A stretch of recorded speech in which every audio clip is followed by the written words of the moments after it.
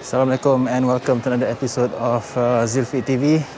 This will be my Korean travel vlog.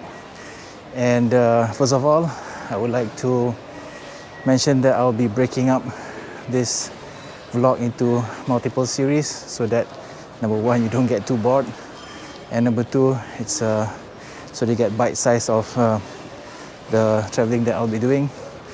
Secondly, the reason for this Korean travel is because I'm attending the WPPO Championship in Pyeongtaek, and also to meet with Elico's distributor in Korea, which is Tainspo. And oh, by the way, so I'm going on this trip as in the capacity of Elico's Asia sales manager and not under Zulfit. So I'll be documenting this trip so that I get to share my experience with all of you. Okay. Right now, we're trying to look for food at the satellite terminal. It's not easy because I'm here with my wife. I'm traveling with my wife, and she's hungry. She needs rice before we travel to Korea. So there's only one place, and it's packed. Alright, just to let you know the process to enter Korea. It used to be a lot simpler. There's no visa required, and all you need to do is just buy your ticket and just make sure you arrive at the airport on time, and that's it. But nowadays it's a bit more difficult because you need to fulfill a few requirements. Number one, you need to get your KETA, which is Korean apa? Korean electronic travel something authorization. So you need to get that approved, and you need to do that 72 hours before your actual boarding time. And then after that, you need to get the Q code, which allows you to quickly pass through Korean customs. And in order to do that, you have to actually get the RTK done, or PCR. So we did the RTK, which is the easier one.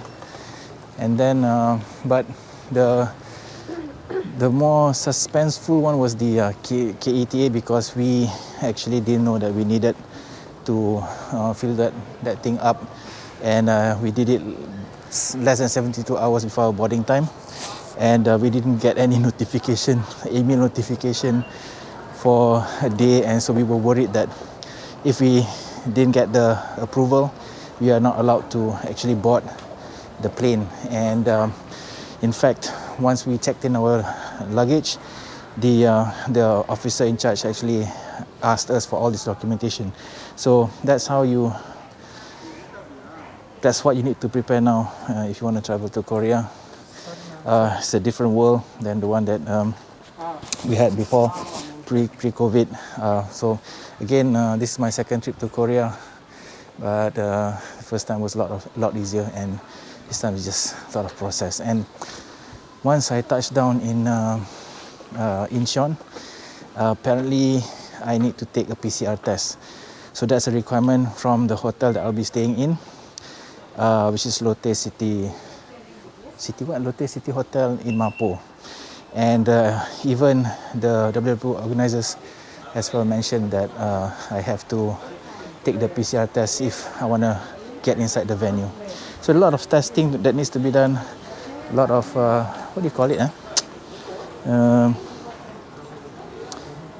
Nose intrusion. Apa itu panggil? What do you call it? Yeah, nose swabbing, and it hurts. I don't like it. It's very uncomfortable, but that is the reality.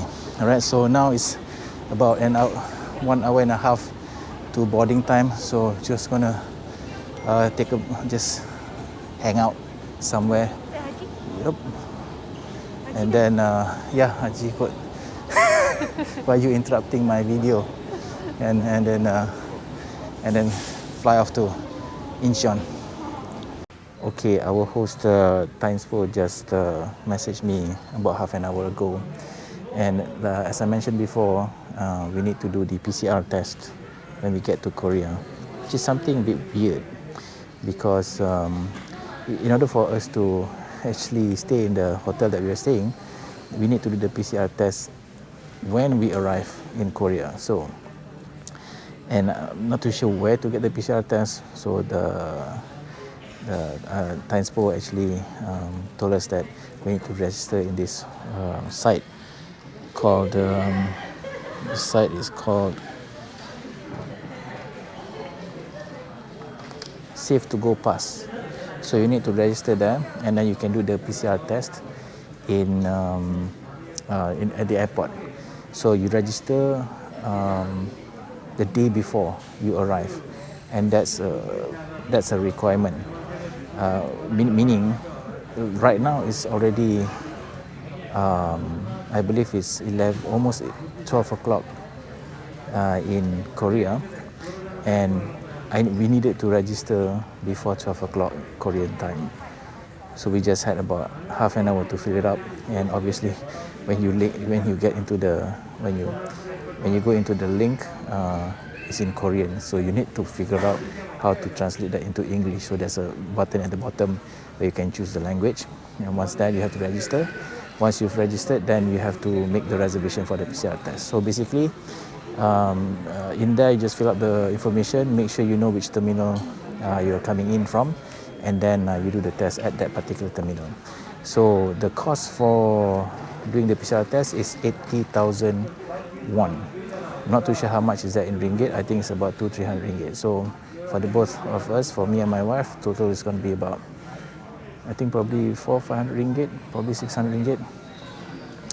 And so I hope that we can pay using credit card, because we only brought like 550,000 won.